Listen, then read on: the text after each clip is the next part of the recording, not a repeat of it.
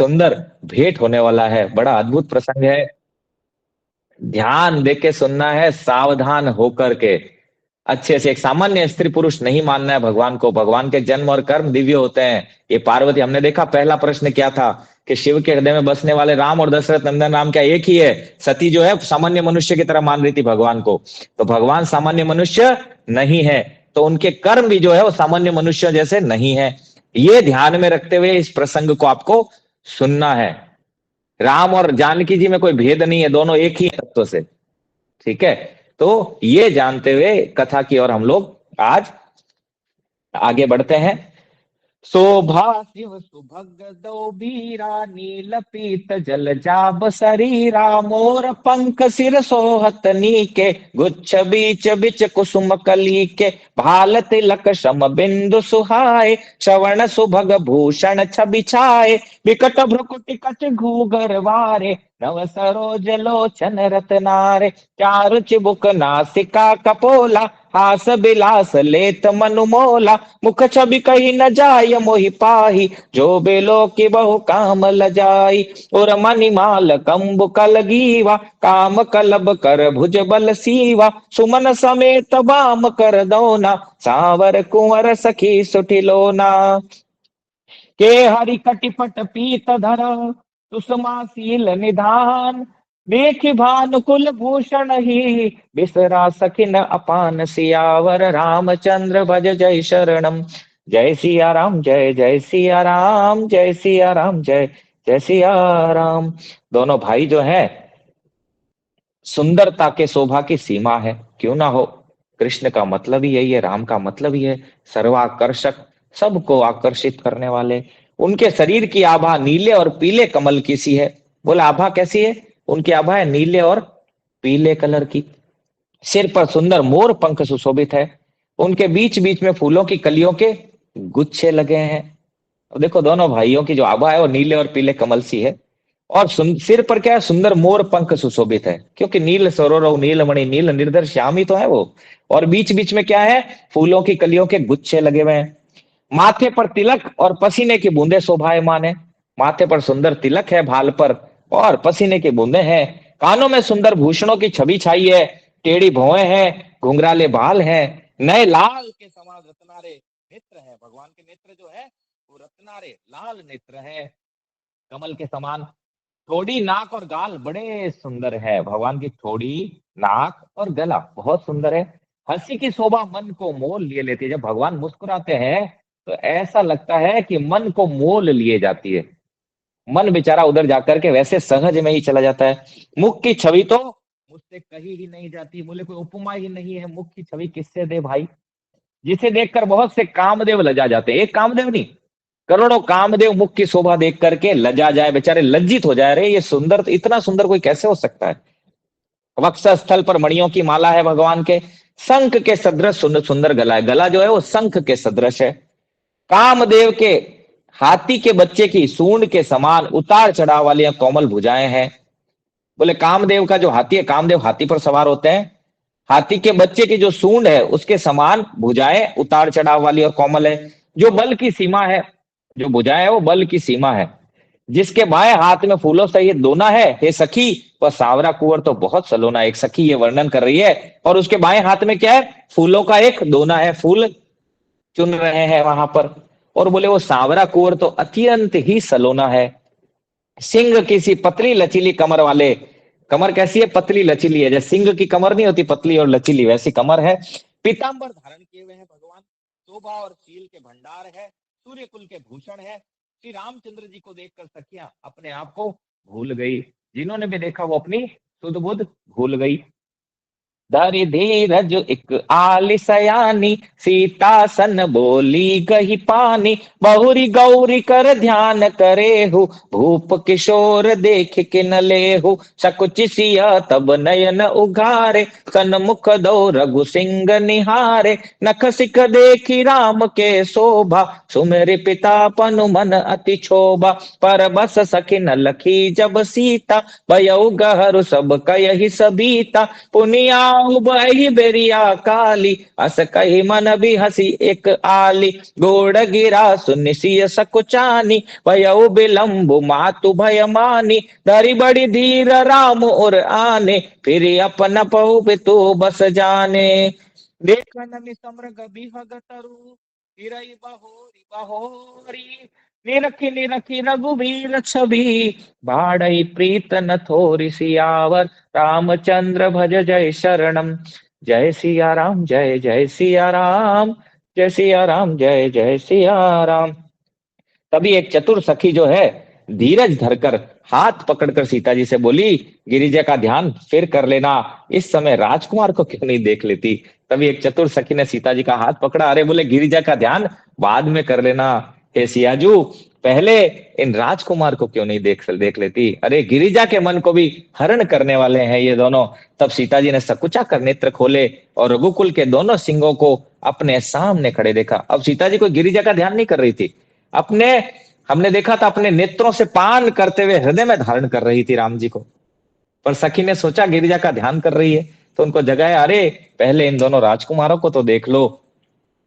तभी जैसे उन्होंने नेत्र खोले सियाजू ने देखा सिंहों के समान रघुकुल के दो सिंह उनके सामने खड़े हैं, नख से शिखा तक श्री राम जी की शोभा देखकर और फिर पिता का प्रण याद करके उनका मन बहुत शुद्ध हो गया। बोले इतने सुंदर इतने कोमल हैं, और फिर पिता का प्रण याद आया, धनुष तोड़ना पिनाक रूपी धनुष। शिव जी कहते अरे ये तो इतने कोमल है, ये कैसे धनुष तोड़ेंगे भाई। सीता जी ऐसा विचार करने लगी। जब सखियों ने सीता जी को परवश देखा, प्रेम के वश देखा सीता जी को सखियों ने, तब सब भयभीत होकर कहने लगी बड़ी देर हो गई, अब चलना चाहिए, कल इसी समय फिर आएंगी। ऐसा कहकर एक सखी मन में हंसी, तब देखो अरे लेट हो रहा है, चलो चलो अब। ठीक है, और एक सखी ने बोला अरे कल इसी समय पुनः हम यहाँ पे आएंगी। सखी की ये रहस्यमयी मई वाणी सुनकर सीता जी सकुचा गई, संकोच में आ गई, देर हो गई, जान उन्हें माता का भय लगा। देखो स्वयं जगत जननी है पर माता से डर रही है। ठीक है, याद आया तो माता से भय लगा, बहुत धीरज धर कर रामचंद्र जी को हृदय में ले गई। ऐसे ही हमें भगवान को हृदय में धारण, सीता जी सिखा रही है कि भगवान को कहाँ धारण करना चाहिए, भगवान के रूप को सदा हृदय में धारण करना चाहिए। सीता जी ने आंखों से पान किया और हृदय में धारण किया रामचंद्र जी को, और उनका ध्यान करती हुई अपने को पिता के अधीन जानकर लौट चली। देखो स्त्रियों को सीखना चाहिए कि आजकल जो लव मैरिज और जैसे भागना है ना, ऐसा नहीं करना चाहिए। सीता जी जो जगत जननी है, ठीक है, वो भी रामचंद्र जी को अपना हृदय दे चुकी हैं, और रामचंद्र जी की नित्य अर्धांगिनी है वो। दोनों एक ही है, अलग है नहीं दोनों, लेकिन फिर भी ये जाना कि यहाँ मेरे पे अधिकार पिता का है, पिता के अधीन अपने आप को सोच करके और लौट चली। कितना सुंदर ग्रंथ है रामायण। अगर सुने तो हमें वास्तव में मर्यादाओं का पता लगे कि मर्यादाओं को तो तार तार कर दिया है कलयुग में हमने, कहीं पर भी मर्यादा है ही नहीं हमारे जीवन में। फिर क्या किया, मृग पक्षी और वृक्षों को देखने के बहाने सीता जी बार बार घूम जाती है, और श्री राम जी की छवि देख देख कर उनका प्रेम कम नहीं बढ़ रहा है, अर्थात बहुत ही बढ़ता जा रहा है। पीछे मुड़ मुड़ के देख रही है सियाजू, और पर वो प्रेम जो है वो बढ़ता ही जा रहा है, कम होने का नाम नहीं लेता। संसार का प्रेम जड़ प्रेम है जो कम होता है, लेकिन ये माधुर्य प्रेम निरंतर बढ़ता है। जानि कठिन शिव चाप बिसूरति चली राखी उर श्यामल मूरत, प्रभु जब जात जान की जानी, सुख सनेह शोभा गुण खानी, परम प्रेम मय मृदु मसिकीनी, चारु चित भीति लिख लीनी, गई भवानी भवन बहोरी, बंदी चरण बोली कर जोरी। जय जय जय गिरिबर राज किशोरी, जय महेश मुख चंद चकोरी, जय गज बदन सड़ानन माता, जगत जननी दामिनी दुति गाता, नहीं तव आदि मध्य अवसाना, अमित प्रभाव वेद नहीं जाना, भव भय विभव पराभव कारिन, विश्व विमोहन स्वबस बिहारिणी, पति देवता सुतिय महु, मातु प्रथम तव रेख, महिमा अमित न सकहि कही, सहस शारदा शेष सियावर रामचंद्र भज जय शरणम। जय सिया राम जय जय सिया राम, जय सिया राम जय जय सिया राम। जानी कठिन शिव चाप बिसूरती, शिव जी के धनुष को कठोर जानकर वे मन में विलाप करती हुई हृदय में राम जी की सांवली मूर्ति को रखकर चली। श्री शिव जी के धनुष की कठोरता का स्मरण करके उन्हें चिंता होती कि ये सांवले सुकुमार रघुनाथ जी उसे कैसे तोड़ेंगे। पिता के प्रण की स्मृति से उनके मन में क्षोभ था, इसलिए मन में विलाप करने लगी। प्रेमवश ऐश्वर्य की विस्मृति हो जाने से ऐसा हुआ। फिर भगवान के बल का स्मरण आते हुए हर्ष हो गई और सांवली छवि को हृदय में धारण करके चली।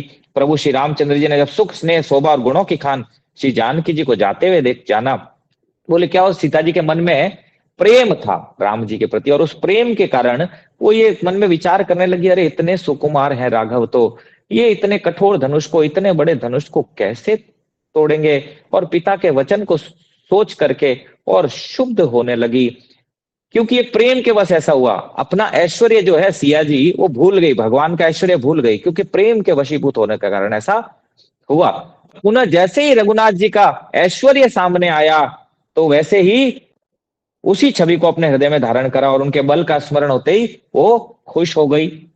और जब राम जी ने सुख स्नेह और शोभा और गुणों की खान जानकी जी को जाते हुए देखा, तब परम प्रेम की कोमल स्याही बनाकर उनके स्वरूप को अपने सुंदर चित्र रूपी भित्ति पर चित्रित कर लिया। सीता जी पुनः भवानी के मंदिर में गई और उनके चरणों की वंदना करके हाथ जोड़कर बोली। भगवान क्या किया, जैसे ही सीता जी निकली तो क्या किया, परम प्रेम की जो कोमल स्याही है उससे जो सीता जी का स्वरूप है वो अपने चित्त रूपी हृदय रूपी भित्ति पर चित्रित कर लिया। देखिए ऐसे यहाँ सिया जी है भगवान के रूप का पान कर रही है और भगवान वहां सियाजू के रूप का पान कर रहे हैं। कितनी परस्पर अद्भुत घटना है ये। पता नहीं आपको कितना आनंद आ रहा है, पर मुझे तो बड़ा आनंद आ रहा है ये विचार करके भी कि कितना सुंदर प्रसंग है और कितना अद्भुत प्रेम है। ये संसारी प्रेम नहीं है, काम वासना वाला प्रेम नहीं है, ये वास्तव में अद्भुत प्रेम है। जिस प्रेम की मतलब जो प्रेम अगोचर है, जिसके बारे में चर्चा करना ही किया नहीं जा सकता चर्चा, ठीक है, तो वो प्रेम की बात हो रही है। फिर क्या किया, सीता जी भवानी के मंदिर में गई, क्योंकि देखो दोनों ड्रामा कर रहे हैं, ड्रामा को अच्छे से प्ले करना होता है। तब वे बोली, हे श्रेष्ठ पर्वतों के राजा हिमाचल की पुत्री पार्वती जो कथा सुन रही है शिव जी कथा सुना रहे हैं और जो कथा सुन रही है, ठीक है, उनसे कह रही है आपकी जय हो, जय हो। महादेव जी के मुख रूपी चंद्रमा की चकोरी आपकी जय हो। हे हाथी के मुख वाले गणेश जी और 6 मुख वाली स्वामी कार्तिका की माता, हे जगत जननी, हे बिजली किसी कांति युक्त शरीर वाली आपकी जय हो। देखो किसकी जय जयकार कर रही है, ठीक है, जो इनकी ही शक्ति है, परंतु उनकी मनुष्य लीला कर रहे हैं इसलिए उनकी जय जयकार कर रही है। बोले आपका ना आदि है ना मध्य है ना अंत, आपके असीम प्रभाव को वेद भी नहीं जानते। आप संसार को उत्पन्न पालन और नाश करने वाली है, विश्व को मोहित करने वाली और स्वतंत्र रूप से विहार करने वाली है, पति को इष्ट देव मानने वाली श्रेष्ठ नारियों में हे माता आपकी प्रथम गणना है। आपकी अपार महिमा को हजारों सरस्वती और शेष जी भी नहीं कह सकते। देखिए कितनी सुंदर बात है। बंगाली लोग हो तो उनको स्पेशली सुनना चाहिए, जिस माता के नाम पे पता नहीं क्या क्या करते हैं वो उल जुलूल। पर यहाँ क्या लिखा है कि पति को इष्ट देव मानती है और पति परम वैष्णव है, तो वो भी वैष्णवी होगी बाय डिफॉल्ट। आजकल की पत्नियों की तरह नहीं होता पति पूर्व में जाए पत्नी पश्चिम में जाए, ऐसी तो नहीं होगी माता पार्वती ठीक है, तो कहीं पर भी नॉनवेज ईटिंग का, मांस का कहीं पर भी शास्त्रों में एग्जाम्पल नहीं आता, पर मूर्ख मनुष्य उनके नाम पे पता नहीं क्या क्या करते हैं।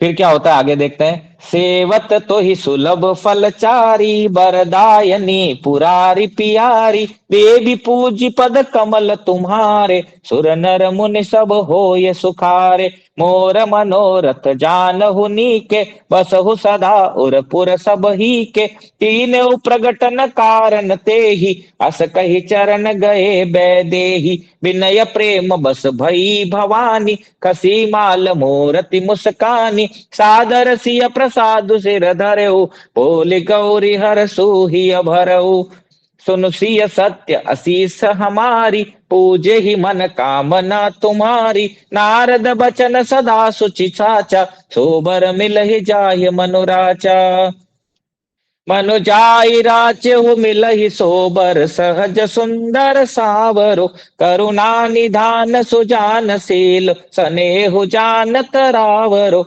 एहि भांति गौरी असीस सुनिसी, सहित ही अहर सियली, तुलसी भवानी पूजी पुनि पुन, मुदित मन मंदिर चली, जानी गौरी अनुकूल सिया, हिय हर सुना जाई कही, मंजुल मंगल मूल बाम अंग फरकन लगे, सियावर रामचंद्र भज जय शरणम।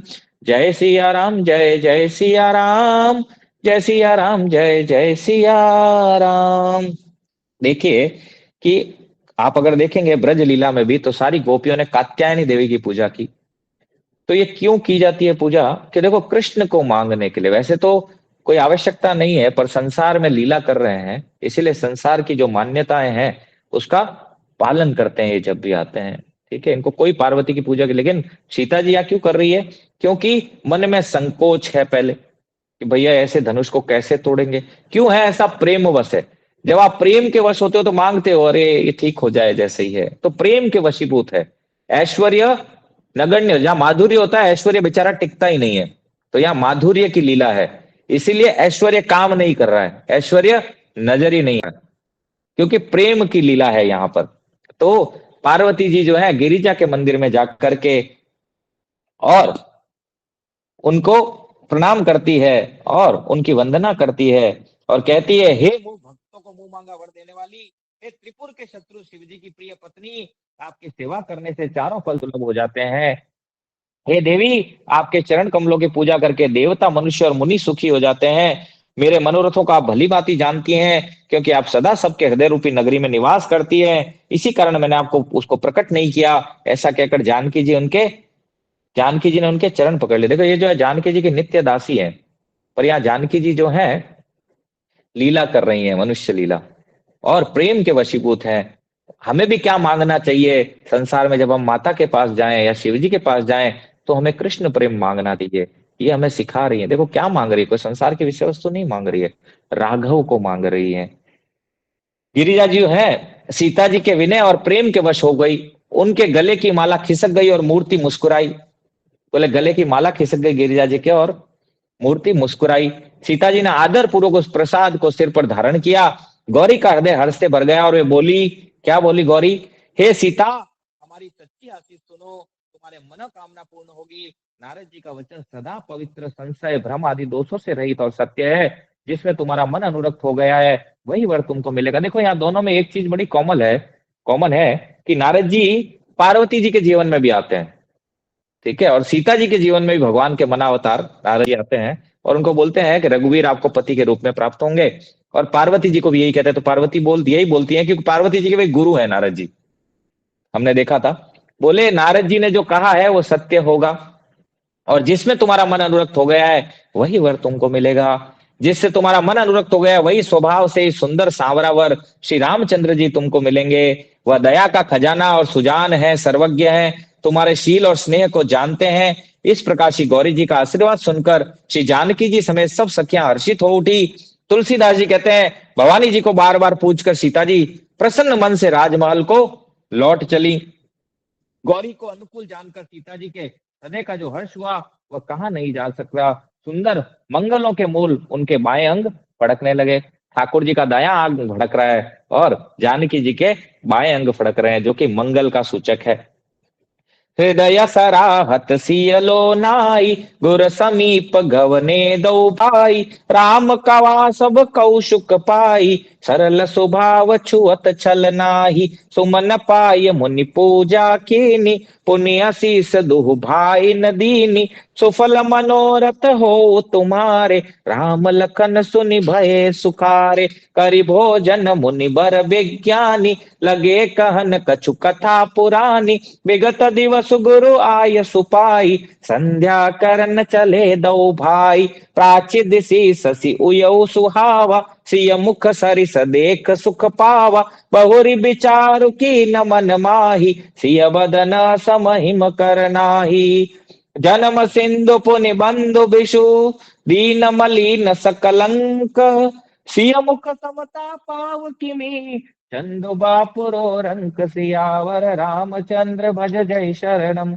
जय सिया राम जय जय सिया राम, जय सिया राम जय जय सिया राम। हृदय में सीता जी के सौंदर्य के सराहना करते हुए दोनों भाई गुरु जी के पास चले। श्री रामचंद्र जी ने विश्वामित्र जी से सब कुछ कह दिया, क्योंकि उनका सरल स्वभाव है, छल तो उसे छूता ही नहीं है। देखिए, कुछ छुपाव नहीं किया भगवान ने, जो देखा था उसको एज इट इज अपने गुरु के सम्मुख कह दिया। क्यों? क्योंकि भगवान सरल है, और सरल जो होता है उसको छल छूता तक नहीं है। जिसमें सरलता है और जिसमें सरलता नहीं है वो कपटी होता है, और कपटी जो है उसको भगवान कभी प्राप्त नहीं होते। भगवान का है निर्मल मन जन सो मोहि पावा, वो ही कपट छल छिद्र अनुभावा। फूल पाकर मुनि ने पूजा की, फिर दोनों भाइयों को आशीर्वाद दिया कि तुम्हारे मनोरथ सफल हो। यह सुनकर श्री राम लक्ष्मण जी सुखी हुए। श्रेष्ठ जो विज्ञानी मुनि विश्वामित्र जी भोजन करके कुछ प्राचीन कथाएं कहने लगे। देखिए, चल क्या रहा है, सब एक दूसरे को कथा सुना रहे हैं। हरि कथा बड़ी कॉमन है सभी में, आप ये नोट किए होंगे, जहां पर भी चल रहा है हरि कथा ही चल रही है। तो यहाँ विश्वामित्र जी भी हरि कथा कहने लगे। इतने में दिन बीत गया और गुरु की आज्ञा पाकर दोनों भाई संध्या करने चले। पूर्व दिशा में सुंदर चंद्रमा उदय हुआ है। श्री रामचंद्र जी उसे सीता जी के मुख के समान देखकर सुख पाया। फिर मन में विचार किया कि यह चंद्रमा सीता जी के मुख के समान नहीं है। और फिर क्या हुआ? संध्या हो गई और संध्या वंदन कर रहे हैं, और जो चंद्रमा का मुख देख करके सोच रहे सीता जी का मुख देखने का सुख प्राप्त हुआ राम जी को। पर दूसरी बार जैसे ही मन में विचार आया, अरे नहीं नहीं, इस चंद्रमा में तो कलंक है, ये कहाँ सिया जी के रूप का बराबरी बेचारा कर सकता है। खारे समुद्र से तो इसका जन्म, फिर उसी समुद्र से उत्पन्न होने के कारण विष इसका भाई। दिन में यह मलिन शोभाहीन निस्तेज रहता है और कलंकी काले दाग से युक्त है। बेचारा गरीब चंद्रमा सीता जी के मुख की बराबरी कैसे पा सकता है? कितनी सुंदर उपमा यहाँ भगवान रामचंद्र जी बोल रहे हैं। बोले चंद्रमा जो है इसका जन्म तो समुद्र से हुआ। खारा समुद्र, खारे समुद्र से ये चंद्रमा प्रकट हुआ, और उसी समुद्र से उत्पन्न होने के कारण विष जो है वो इसका भाई है। क्योंकि समुद्र मंथन से विष विष विष उत्पन्न हुआ था, कालकूट विष। ठीक है, बोले एक तो खारे समुद्र से पैदा हुआ और भाई विष है। और क्या होता है, दिन में बेचारा शोभाहीन हो जाता है, जैसे सूर्य आता है शोभाहीन हो जाता है, निस्तेज हो जाता है। और तो और कलंकी है, काला दाग है इसमें। बेचारा गरीब चंद्रमा जिस चंदा के पीछे सब लोग पड़े हैं, ठीक है, वो कह रहे, ठाकुर जी कह रहे गरीब है चंद्रमा, बेचारा कहाँ से सीता जी के मुख की बराबरी करेगा। अरे दूर दूर तक सीता जी के मुख की बराबरी ये चंद्रमा नहीं कर सकता।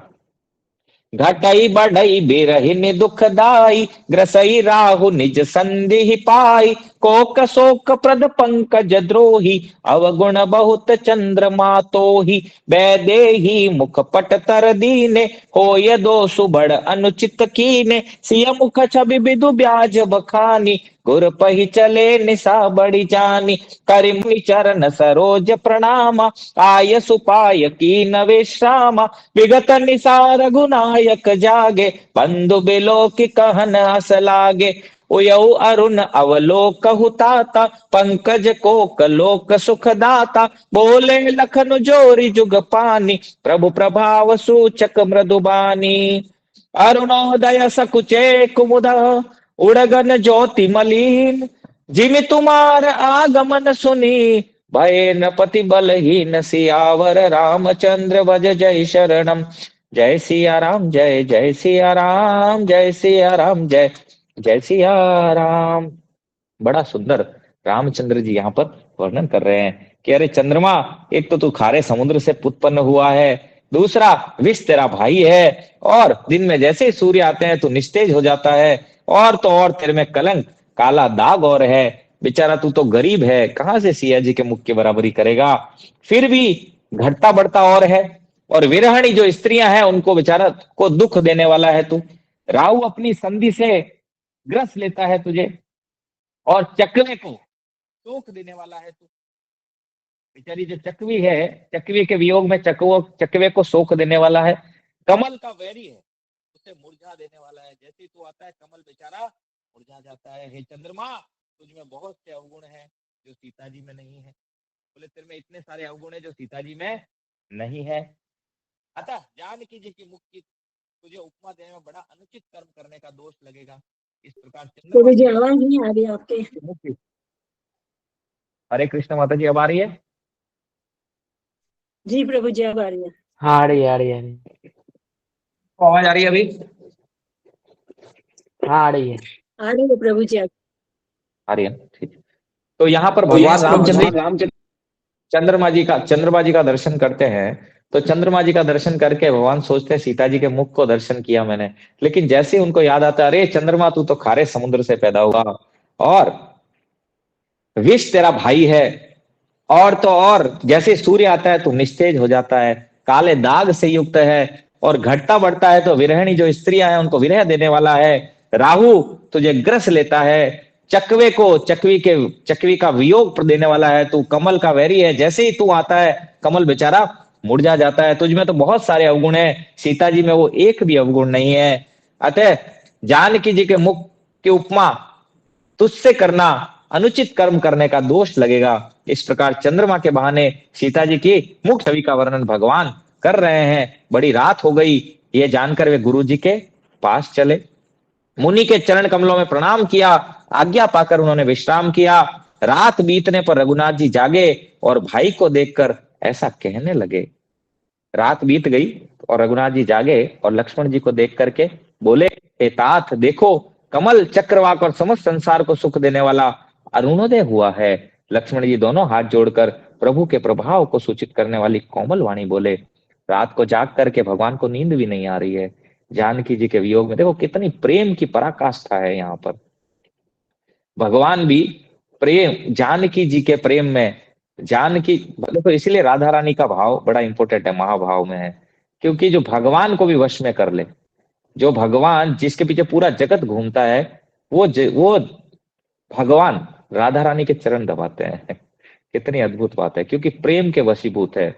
हरि व्यापक सर्वत्र समाना, प्रेम ते प्रकट हो ही मैं जाना। प्रेम के वशीभूत है, जो कि देखिए सभी से परे है, उनको न प्रेम है, न ईर्ष्या है, न द्वेष है, इन सब से परे है। पर यहाँ पर ठाकुर जी प्रेम के वशीभूत हैं, ये हम देख रहे हैं। और लक्ष्मण जी को जाग करके कहते हैं, हे तात देखो, कमल और चक्रवाक और समस्त संसार को सुख देने वाला अरुणोदय हो गया है। लक्ष्मण जी दोनों हाथ जोड़कर प्रभु के प्रभाव को सूचित करने वाली कोमल वाणी बोले, बोले अरुणोदय सकुचे कुमुद उड़गन ज्योति मलिन। अरुणोदय होने से कुमुदनी सकुचा गई और तारागणों का प्रकाश फीका पड़ गया। जिस प्रकार आपका आना सुनकर सब राजा बलहीन हो गए। बोले प्रभु, जैसे आपका आना सुनकर के सारे राजा जो है बलहीन हो गए, ऐसे ही क्या हुआ, जो अरुणोदय होने से कुमुदनी बेचारी सकुचा गई है और तारागणों का प्रकाश फीका पड़ गया है। प्रभु नप सब नखत करही उजियारी, तारी न सकही चाप तम भारी।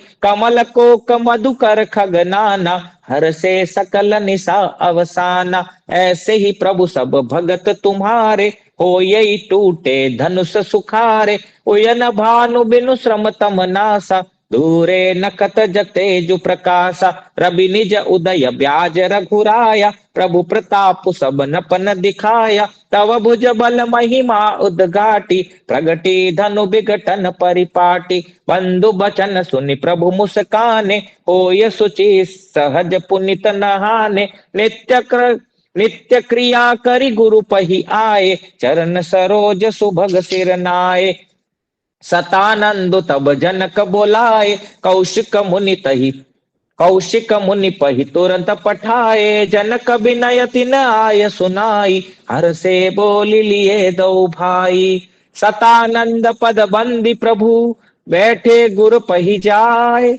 चलऊ तात मुनि कयऊ तबा, पठवा जनक बोलाय। सियावर रामचंद्र भज जय शरणम।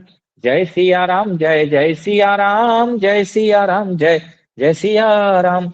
तब लक्ष्मण जी बोले कि सब राजा रूपी तारे उजाला मंद प्रकाश करते हैं, पर वे धनुष रूपी महान अंधकार को हटा नहीं सकते। रात्रि का अंत होने से जैसे कमल, चकवे, भौरे और नाना प्रकार के पक्षी हर्षित हो रहे हैं, प्रभु के प्रभाव को सूचित करने वाली कोमल वाणी बोल रहे हैं। बोले प्रभु, यहाँ जैसे तारागणों का प्रकाश फीका पड़ जाता है अरुणोदय पे, ऐसे ही सारे राजा जो हैं, जो धनुष यज्ञ के लिए आए हुए हैं, बेचारे बलहीन हो गए हैं। और राजा रूपी जो तारे हैं वो उजाला मंद प्रकाश करते हैं, पर वे धनुष रूपी महान अंधकार को हटा नहीं सकते। बोले तारे क्या करते हैं, मंद प्रकाश करते हैं, पर अंधकार को हटा नहीं सकते। रात्रि का अंत होने से जैसे कमल, चकवे और भौरे और नाना प्रकार के पक्षी हर्षित हो रहे हैं, वैसे ही प्रभु आपके सब भक्त धनुष टूटने पर सुखी होंगे। सूर्य उदय हुआ, बिना ही परिश्रम अंधकार नष्ट हो गया, तारे छिप गए, संसार में तेज का प्रकाश हो गया। बोले प्रभु, जैसे कि कमल, चकवे और भौरे जैसे हर्षित हो रहे हैं, वैसे ही जब धनुष टूटेगा तो आपके भक्त जो हैं वो हर्षित होंगे प्रभु। और सूर्य उदय हो गया तो सहज में ही अंधकार नष्ट हो गया।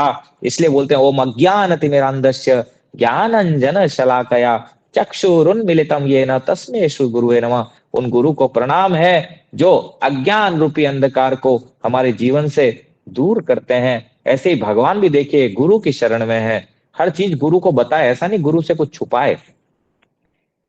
सारे इसलिए छिप गए और संसार में तेज का प्रकाश हो गया। हे रघुनाथ जी, सूर्य ने आपके उदय के बहाने सब राजाओं को आपका प्रताप दिखलाया है।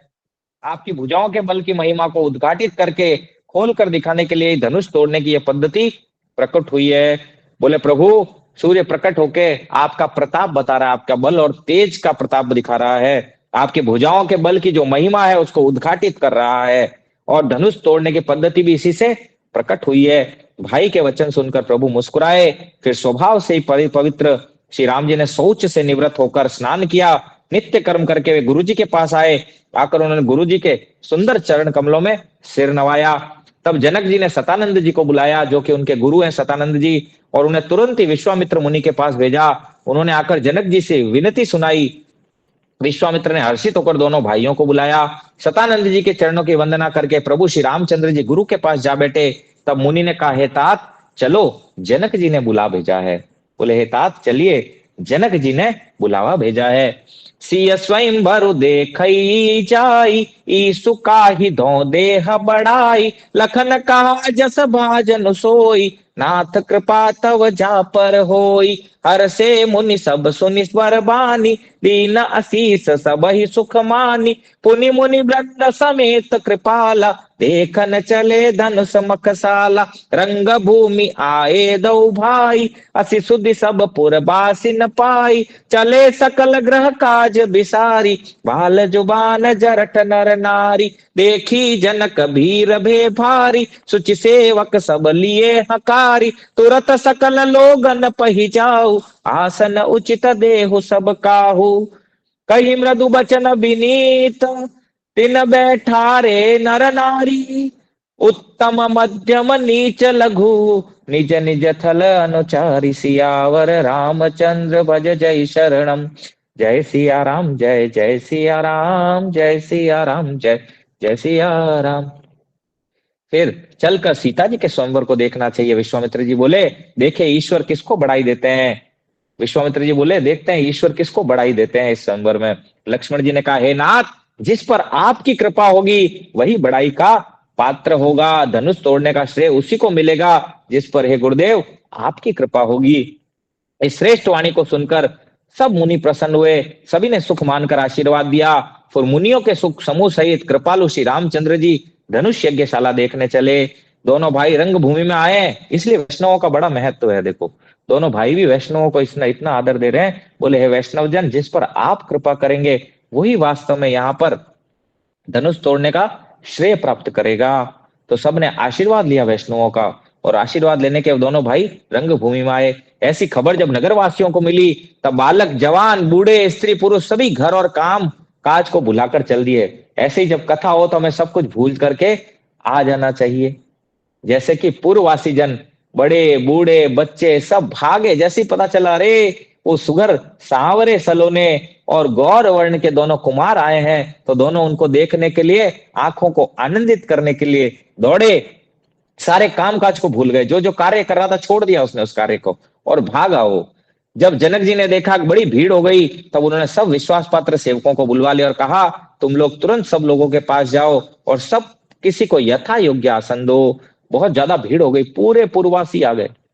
पूर्ववासी जब आ गए तो सेवकों को उन्होंने कहा, पूर्ववासी जब आ गए तो फिर सेवकों को उन्होंने कहा कि सबको यथा योग्य आसन दो, क्योंकि भीड़ बहुत ज्यादा हो चुकी है। उन सेवकों ने कोमल और नम्र वचन कहकर उत्तम मध्यम नीच और लघु सभी श्रेणी के जो स्त्री पुरुष थे उनको अपने अपने योग्य स्थान पर बिठाया। और आगे की कथा हम लोग प्रभु जी। कल चलेंगे कि आगे क्या होता है, हरे किस कृष्णा तरह प्रभु से जी। धनुष भंग होता है, ये हम आगे कल चर्चा करेंगे। तो आज की कथा को यहीं पर विराम देते हैं। वांछा कल्पतरुभयश्च कृपा सिंधुभैव च पतितानां पावनेभ्यो वैष्णवेभ्यो नमो नमः। श्री जगन्नाथ बलदेव सुभद्रा महारानी सुदर्शन महाराज की जय। जय श्री रामचरित मानस की जय। जय। श्री गोस्वामी तुलसीदास जी महाराज की जय। जय। कोई प्रश्न है आप लोग पूछ सकते हैं। हरे कृष्ण प्रभु जी, पंचम प्रणाम। कौशिक एक मिनट मुनि माता जी, विश्वामित्र। एक मिनट माता जी।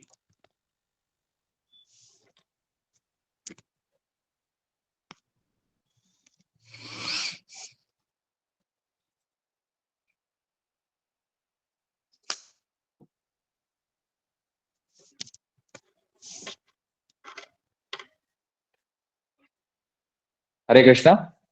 हरे कृष्ण प्रभु जी। हाँ हरे कृष्णा माता जी बोलिए। कौशिक मुनि है ना, विश्वामित्र जी को ही बोला गया। हाँ माता जी। और कौशिकी पूर्वासी नंदन है वो, कौशिकी जी। नंदन है, उनकी माता का नाम कौशिकी है, अच्छा। इसीलिए कौशिकी नंदन बोला गया उनको। और पूर्वासीन का मतलब? पूर्वासीन का मतलब हुआ जो जनकपुर के रहने वाले हैं। अच्छा। पूर्ववासी मतलब जनकपुर में जो रहने वाले वो पूर्ववासी, पूर्ववासी बोलते हैं। धन्यवाद प्रभु जी। और कोई किसी का प्रश्न? हरे कृष्णा प्रभु जी। हाँ पंचांग प्रणाम। हरे कृष्ण। प्रभु जी प्रश्न तो नहीं है, लेकिन मैं ये जानना चाह रही हूँ कि आपका ये जो कथा है उसको यूट्यूब पे कैसे सर्च किया जाए? माता जी यूट्यूब पे मनिंदर जगदीश प्रभु, मेरा नहीं है, वैष्णव महाराज का कथा है माता जी, महाराज कर रहे हैं। मैं तो लिंक शेयर कर दूंगा प्रभु जी, लिंक शेयर जी कर जी लिंक शेयर कर लो, और एक बार है ना गाइड कर लेना, कोई भी है ना डाउट हो तो मनिंदर जगदीश प्रभु को आप फोन कर सकते हो, वो आपको बता देंगे कैसे सुनना है और कैसे क्या करना है। जी प्रभु ठीक जी। है। ठीक ठीक प्रभु जी। मानस प्रोसेस भेज देना एक बार, किस तरह से क्या करते हैं ना। हाँ हाँ हम भेज देंगे। ठीक ठीक है, प्रभु जी। प्रोसेस भी भेज देना कैसे क्या करना है। अभी भेज दे रहा हूँ, ये भी कॉल खत्म धन्यवाद। हो जाने के बाद। हाँ और कोई प्रश्न किसी का? हाँ मानस बोलो। प्रश्न तो नहीं है, एक्चुअली एक लाइन सुन के याद आ गया कि आपने बोला कि जो अज्ञानी को जो ज्ञान देता है वो गुरु होते हैं। तो आप तो हम लोगों के लिए आप ही गुरु है सर, इसलिए अरे ना आपके ना ना शरणों में प्रणाम। अरे ना अरे, ठीक है। हम सबके गुरु जो हैं, ठीक है, वो प्रभुपाद हैं। प्रभुपाद की कृपा से सब पॉसिबल हो रहा है। तो तुम इस्कॉन जाया करो अब रेगुलर ना, वैसे तुम जाते हो रेगुलर, इस्कॉन जाना है, जो भी कैलकाटा का इस्कॉन है, जाओ वहाँ कथा श्रवण करो, संडे प्रोग्राम अटेंड करो। ठीक है, ये वहीं से आ रहा है एक्चुअली, मेरा कुछ नहीं है इसमें। ठीक है, मैं तो ऐसा होता है ना, यंत्र होता है ना, यंत्र, कौवा नहीं होता, कौवा, कौवे पे कोई कृपा कर दे, ठीक है, तो कौवा जैसे है, ठीक है, वो कृपा पात्र हो जाता है। तो ऐसे ही ये स्थिति है, अन्यथा मेरी कोई योग्यता नहीं है कि मैं कुछ कहूँ। यस वेदांत प्रभु, हाथ खड़ा है आपका।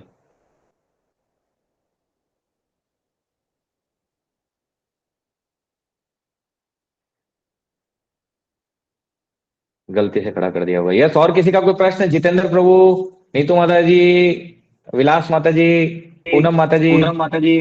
हरे कृष्ण प्रभु जी। फिलहाल हरे तो कृष्ण प्रश्न हरे नहीं है प्रभु जी। कृष्ण। फिलहाल प्रश्न नहीं है, कथा नहीं सुन रहे आप, लग रहा है मुझे पूरी कथा सुनते तो बहुत प्रश्न आने चाहिए। कथा पूरी सुन रहे हैं, पर पता नहीं क्यों प्रश्न नहीं आते मेरे को। आपको प्रश्न एक तो बहुत आया था, आते हैं, पर आपका लेकिन प्रभु जी हाँ। प्रश्न